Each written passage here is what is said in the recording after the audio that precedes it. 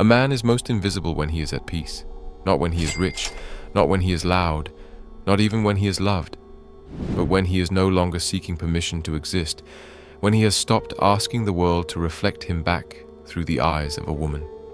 That is when he becomes a ghost to society and a god to himself. Epicurus understood this, not as a rebellion, but as a surgical extraction of noise. While the world feasted on each other's attention like starving dogs in a cage, he slipped out the back unnoticed, into a garden, into silence, into a life where no woman's mood decided his morning and no ring determined his worth. And now you, modern man, stand in ruins, not of buildings, but of beliefs. Your masculinity has become a bargaining chip, your solitude, a diagnosis, your freedom, a red flag.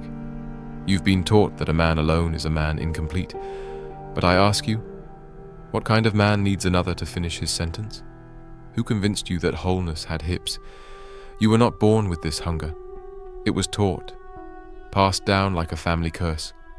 The idea that your identity is unlocked by her approval, that your worth is measured by how many women want you, how happy you can make them, how quickly you can submit to their calendar of expectations. You call it love. Epicurus would have called it insanity, because the moment you need another to confirm your purpose, you've traded your soul for a smile. But here's the secret they never printed in your textbooks. A man who learns to live without applause becomes immune to manipulation. A man who is at home in silence cannot be blackmailed with loneliness, and a man who thrives in singleness is the most dangerous man alive, because he cannot be bought, baited, or broken. His peace is not a performance. It is a fortress. Epicurus didn't hide from life. He refined it. He carved out a version of existence that wasn't dependent on seduction or status. He didn't demonize women. He simply refused to worship them. He recognized that pleasure is not in the chase, but in the absence of chaos. That comfort is not found in her arms, but in the absence of torment. And yet here you are, worshipping the altar of affection, praying to be chosen, devouring your own dignity in the hopes that it might be enough. You buy dinners you can't afford for women who don't even like you, say yes when you mean no, smile when you're dying inside, all because you fear the one thing Epicurus embraced like a lover, being alone. You fear the silence because it holds a mirror, and you know that once the noise fades, you will meet the man you've avoided your whole life. Not the one who poses for photos or performs for dates, but the one who stares back at you in the dark. The one with unanswered questions, unmet goals, and unclaimed power. And that, my friend, terrifies you more than rejection ever could. But that is exactly where Epicurus wants you to begin. Then lean in, because we're about to tread into the very territory that modern life has forbidden men to explore. The idea that your freedom might not be a flaw, but your final form. You see, the single man, if he is truly single in mind, not just in marital status, is not incomplete. He is rare. He is the last remaining creature that remembers how to breathe without begging for air.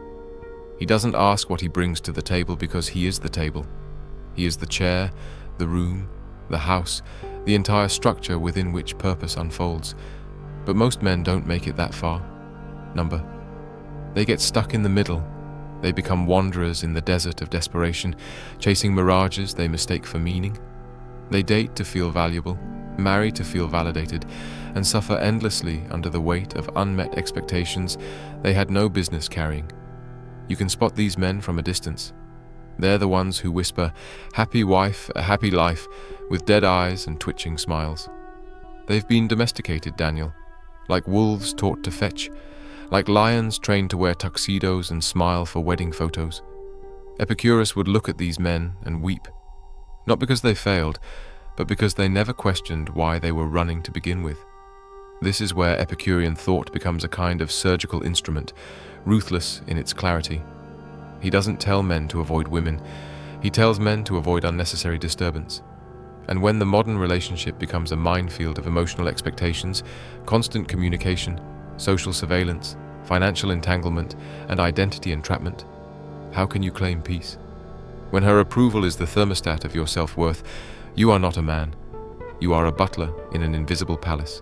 Epicurus writes, "The wealth required by nature is limited and easy to procure. but the wealth required by vain ideals extends to infinity. Now read that again, but replace wealth with love. And suddenly, you begin to see why men are exhausted.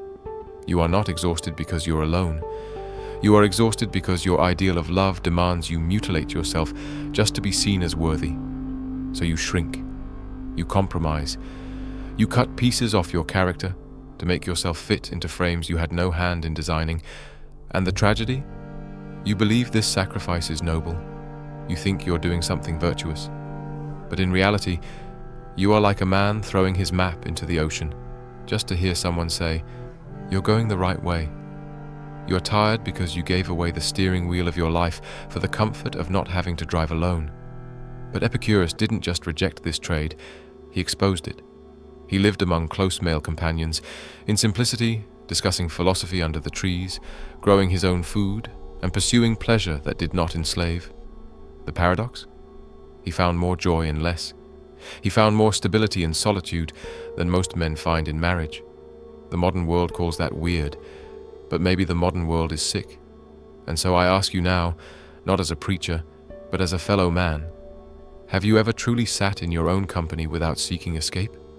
Have you ever woken up, brewed your coffee, and thought not of who should be lying next to you, but of what still lies within you? If not, then your singleness is not your enemy. It is your last chance. The moment you stop romanticizing your dependency, you begin to reclaim your divinity. Let us descend, beyond the slogans, beyond the soft lies your heart clings to like childhood blankets, into the very marrow of why single men thrive, and why most never will. Because thriving, in the Epicurean sense, is not surviving with a smile. It is not comfort dressed in dopamine. It is the quiet conquest of inner chaos. And this is precisely where most men fail. Not because they are weak, but because they were never taught that stillness is strength. You were told to hustle, to grind, to acquire, but no one told you how to be, especially not in the absence of female warmth. You fear being alone because you confuse silence with insignificance, but Epicurus taught that a man who fears being alone will fear everything, and that fear becomes the architect of his enslavement. You don't choose love, you choose to be chosen. That's your first sin. You walk into relationships not as a sovereign, but as a beggar in a tuxedo, smiling, complimenting, hoping, dying a little every time she doesn't reply fast enough. You mistake this for romance. It's not. It's spiritual suicide. And it begins early. From the moment you were praised for being nice, rewarded for compliance, raised to serve, trained to keep the peace in exchange for the possibility of affection. Every classroom, every dinner table, every film whispered the same poison. To be wanted is to be worthy. You didn't learn to build a kingdom. You learned to decorate a cage. But here's what Epicurus grasped, and what modern men must urgently remember. The highest human experience is not found in passion, it is found in peace. And peace is impossible when you outsource your emotional temperature to the mood swings of someone else. What does this mean for the single man? It means that what the world calls lonely, Epicurus called free. It means that every night you sleep alone, every weekend you spend with your own thoughts, every meal you prepare without an audience. These are not symptoms of lack. They are symptoms of liberty. And let's be brutally honest. How many men in relationships today are truly free? Free to dream without asking. Free to speak without filtering. Free to walk away without ruining their lives. You see them, smiling in pictures, nodding in restaurants, attending therapy to discuss how to be better partners, as if their masculinity is a disorder to be managed, not a force to be honored. But the single man who follows Epicurus knows better. He no longer treats his solitude like a waiting room. He knows it's a temple, a space where his mind sharpens, his soul settles, and his time becomes entirely his own. He reads not to impress, but to understand. He exercises not to attract, but to conquer the laziness within him. He builds not for applause, but because creation is in his blood, and most dangerously of all, he becomes unbothered by rejection, by trends, by whether or not she thinks he's emotionally available. He no longer bends, he no longer performs, and in doing so he becomes invisible to shallow women and visible only to those with depth. That is what it means to thrive. You are not unloved because something is wrong with you. You are unloved because the standards of the modern world reward submission, not sovereignty, and your refusal to grovel makes you terrifying. But brother, be terrifying, because the world doesn't need more agreeable men, it needs more sovereign ones, and sovereign men are forged in silence. Women were only the mirror. What you feared was your own reflection in their eyes, the truth that you had no identity outside of being desired, the truth that your greatness had been negotiated away for crumbs of comfort, that every "I love you" you chased was really a mask you wore to avoid confronting the fact that you'd never built anything within. Epicurus saw through this illusion with a blade so sharp it still cuts today. He understood that the world doesn't oppress men with chains, it does it with distractions. Cheap pleasures, shiny promises, warm bodies that cool with time. You think you're choosing pleasure, but you're just choosing dependency in a prettier bottle. He warned us. Of all the means to ensure happiness throughout the whole life, by far the most important is the acquisition of friends. But we replaced friendship with infatuation, brotherhood with hookups, truth with performance. And so you walk around with a grin stitched onto your soul like a wound covered in perfume. You say you're happy, but only when she's texting, only when she's watching, only when you're useful. You've turned your heart into a vending machine. You insert kindness, effort, money, time, and you expect affection in return. But this isn't love. It's commerce. It's negotiation wrapped in poetry. And Epicurus would laugh, not out of mockery, but sadness, because you've been told to fear the single life, that it means no legacy, no love, no warmth. But here's the real question. If being single means you finally confront your own hunger, your own silence, your own madness, is that truly a curse? Or is that the very alchemy that turns men into kings? Think about it. The most powerful ideas in history, the most radical creations, the deepest meditations, did they come from the arms of lovers or the fires of isolation? Do you think Marcus Aurelius wrote his meditations in a candlelit dinner with his wife? Do you think Da Vinci painted while replying to texts? Do you think Epicurus himself found enlightenment while arguing over where to eat? Number. They withdrew. They detached. Not because they hated people, but because they knew that greatness requires stillness, and stillness cannot grow in a house built on emotional turbulence. So ask yourself now, and do it honestly. Have I ever truly been alone? Or have I just been between women? Has your singleness ever been deliberate? Or was it always just an accident you tried to fix? Until you can choose solitude as a path, not a punishment, you are not single. You are just stranded. But the man who is truly single, intellectually, emotionally, spiritually, he becomes a volcano of potential. He doesn't need to seek validation because he has replaced external approval with internal order. His days are shaped not by the weather of her emotions, but by the architecture of his own intentions. And when that man finally does choose to love, if ever, he does it from abundance, not lack, from fullness, not famine, from truth, not thirst.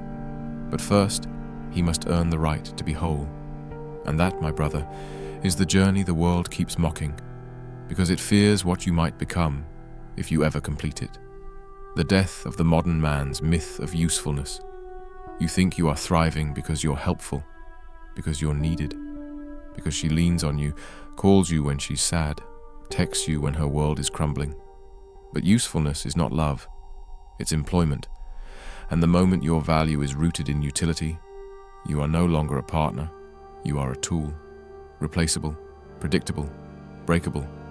Epicurus taught us that peace begins when need ends, not only the needs of the stomach, but the needs of the ego. And what is modern romance if not a contract of mutual ego feeding? You tell her she's perfect. She tells you you're strong. You buy her dinner. She gives you affection. You say yes when you want to say no. She says maybe when she means never. And you both pretend this is love. It is not. It is polite warfare. The single man who thrives has exited the battlefield, not because he lost, but because he saw that the war was a distraction.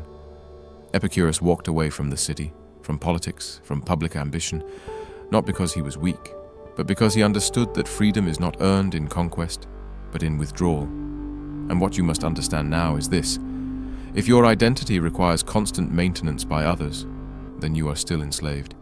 If your peace depends on whether or not she still loves you, then you are living on borrowed oxygen. You are not lonely. You are unfamiliar with yourself.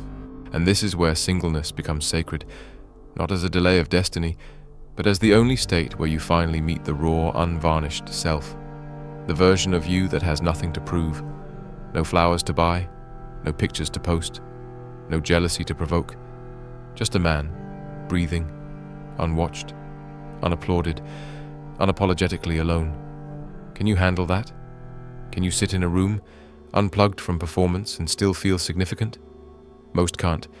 They rush back to the apps, back to the banter, back to the small talk that masks the large emptiness inside them. But not you. Not if you walk the Epicurean path. Because this path, though quiet, is brutal in its honesty. It asks you, what do you do when there's no one to impress? What do you believe when no one is around to agree? What kind of man are you when she's not watching? The answers you find there, those are your real character. That's why Epicurus didn't build temples. He built gardens, quiet spaces, natural places, where thinking replaced chasing, where wisdom replaced desire, where depth replaced drama. His followers weren't lovers in crisis. They were thinkers in communion, friends, not followers, conversation, not confession. And this is the second truth that must pierce you. The man who thrives in singleness doesn't isolate, he refines. He doesn't run from connection, he elevates it. He chooses who enters his space, not out of arrogance, but out of sacred discipline. Because when your peace becomes valuable, you stop selling it cheaply. That's why modern men are broke, not in wallet, but in will. They sell their energy for flirtation, their dreams for comfort, their fire for the false promise of emotional security. But the thriving single man, he spends his hours like gold, he guards his mind like a fortress, he plants thoughts like seeds and waters them with silence. And in time, the world wonders how he became so untouchable, so wise, so composed. But they forget, it's because he had the courage to walk alone long enough to become whole. Most men will go to their graves with songs unsung, talents unused, and silence unmastered. Not because they were weak, but because they were distracted. Distracted by the idea that love would redeem them, that a woman's attention would restore what was stolen in childhood, that devotion to someone else would finally grant them permission to be. But Epicurus would look them in the eyes and ask, who gave you the idea that you were broken to begin with? The world sells you completion. Epicurus gave you sufficiency. The world tells you, find the one. Epicurus tells you, find your center. The world hands you a checklist of status symbols, marriage, mortgage, maternity photos, and dares you to call it purpose. But Epicurus hands you an empty page and says, write what matters. And the most important truth on that page? You were always enough, alone. But here's where the guilt must enter.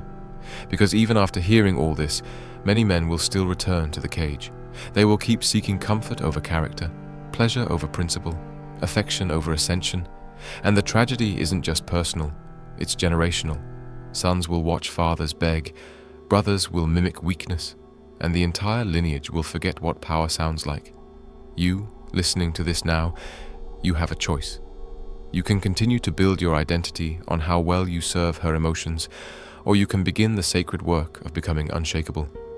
You can keep asking what women want, or you can finally ask what you were created to be. Not in theory, in practice, with discipline, with solitude, with fire. Because the man who thrives in singleness isn't just rejecting romance, he's rejecting dependency. He's refusing to rent his soul for temporary warmth. He's choosing stillness over chaos, autonomy over approval, self-respect over self-erasure. And in doing so, he becomes what Epicurus always pointed toward, not a monk, not a player, not a hermit, but a man who is finally free. And if love ever comes, let it come not to fill a hole, but to share a garden. Let it come not to rescue you, but to walk beside you in your completeness. Because only then will it be real. Until that day, water your mind, guard your time, master your silence, And for the love of everything holy, do not apologize for being alone, because in the kingdom of Epicurus, the man who walks alone walks the furthest.